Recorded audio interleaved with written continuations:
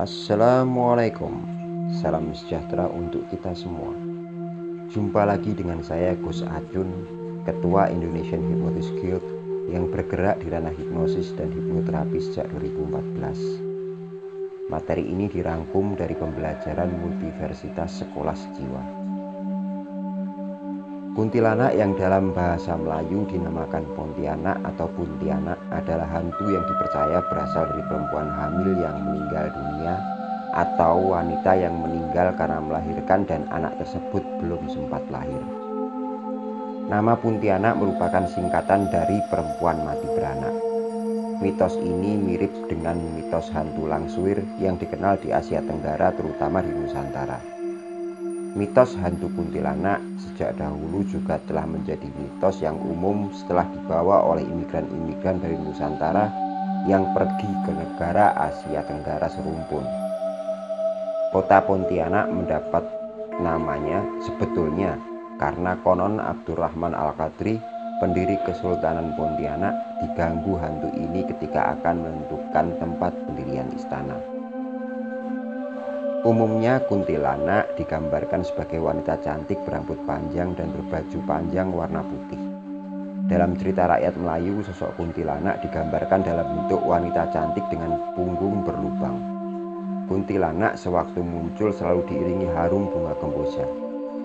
Konon, laki-laki yang tidak berhati-hati bisa dibunuh sesudah kuntilanak berubah wujud menjadi penghisap darah. Kuntilanak dikatakan sering menjelma sebagai wanita cantik yang berjalan seorang diri di jalan yang sunyi. Dalam cerita seram dan film horor di televisi Malaysia, kuntilanak digambarkan membunuh mangsa dengan cara menghisap darah di bagian tengkuk, persis vampir. Agak berbeda dengan gambaran menurut tradisi Melayu, kuntilanak menurut tradisi Sunda tidak memiliki lubang di punggung. Jenis yang memiliki lubang di punggung sebagaimana deskripsi di atas disebut sundel bolong. Nanti bakal kita bahas terpisah di episode yang lain. Kuntilanak konon juga menyukai pohon tertentu sebagai tempat bersemayam. Misalnya waru yang tumbuh condong ke samping, yang populer disebut waru doyong. Nilai sugesti yang sebenarnya dimasukkan kepada masyarakat adalah: yang pertama, sebuah pesan yang membuat pemuda-pemuda jadi enggan mengganggu wanita yang kebetulan sedang berjalan sendirian di malam hari. Yang kedua, menanamkan kepedulian yang lebih tinggi pada wanita saat dalam kondisi mengandung demi keselamatan ibu dan anak.